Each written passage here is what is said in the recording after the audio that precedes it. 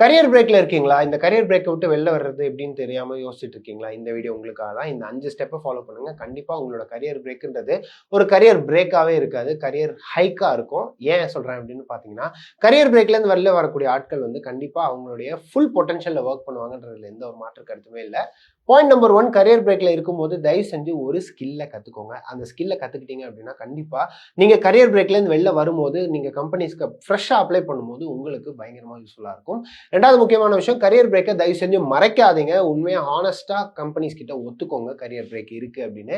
ஏன்னா இன்னைக்கு இருக்கக்கூடிய காலகட்டத்துல கம்பெனிஸ் வந்து உங்களுடைய திறமைக்கு தான் வேலை குடுக்குறாங்களே தவிர, நீங்க வேஸ்ட் பண்ண டைமோ, இல்ல நீங்க விட்ட டைமுக்கோ எந்த கம்பெனியுமே வேலை குடுக்கறது இல்ல. உங்களுக்கு எவ்வளவு திறமை இருக்கு அப்படின்றத அனலைஸ் பண்றாங்க. சோ கரியர் பிரேக்க தயவு செஞ்சு மறைக்காதீங்க. கரியர் பிரேக்க மறைக்காம உங்களுடைய ஹானஸ்டிக்கு தான் ஒரு ஆடட் வேல்யூவா கம்பெனில கண்டிப்பா ஒரு பாயிண்ட்ன்றது கண்டிப்பா ஆட் பண்ணுவாங்க. ஸோ கரியர் பிரேக்க மறைக்காதீங்க.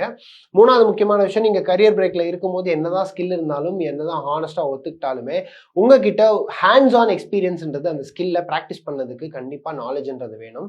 இப்போ ஃபார் எக்ஸாம்பிள் நீங்க பைக்கே ஓட்டுறீங்க அப்படின்னா, உங்களுக்கு பைக் ஓட்ட தெரியும்னு சொன்னா மட்டும் பத்தாது. அந்த பைக் ஓட்டி ஓட்டி பழகியிருந்தா மட்டும் தான் உங்களுக்கு ஹேண்ட்ஸ் ஆன் எக்ஸ்பீரியன்ஸ்ன்றது இருக்கும். ஓகே, நாளைக்கு நமக்கு இவன் பைக் குடுத்தா இவன் ஓட்டுவான் அப்படின்ற அந்த கான்ஃபிடன்ஸும் கம்பெனிக்காரனுக்கு இருக்கும்.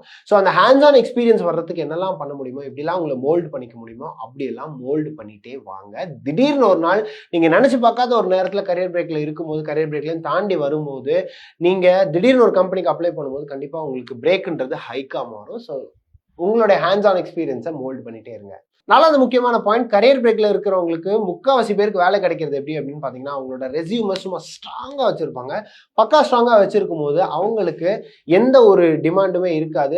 அதாவது ஹெச்ஆரா இருக்கட்டும், இல்ல கம்பெனில இருந்து வேலை எடுக்கிறவங்களுக்கு வந்து அந்த ரெஸ்யூமை பார்த்தாலே ஓகே, இவனுக்கு இவ்வளோ எக்ஸ்பீரியன்ஸ் இருக்கு, இவங்களுக்கு இவ்வளோ எக்ஸ்பீரியன்ஸ் இருக்கு, இதை வச்சு நம்ம கரெக்டா வேலை கொடுக்கலாம், இந்த வேலையை இவங்க செஞ்சு முடிச்சிருவாங்க அப்படின்னு சொல்ற மாதிரி ரெஸ்யூமை ப்ராப்பரா பக்காவா மெயின்டைன் பண்ணிட்டே வாங்க. 5வது முக்கியமான விஷயம் என்ன அப்படின்னு பாத்தீங்கன்னா, இன்னைக்கு எவ்வளோ அட்வான்ஸ்மெண்ட் வந்துருச்சு. அட்வான்ஸ்மெண்ட்டை உங்களுக்கு ஃபேவரா யூஸ் பண்ணிக்கோங்க.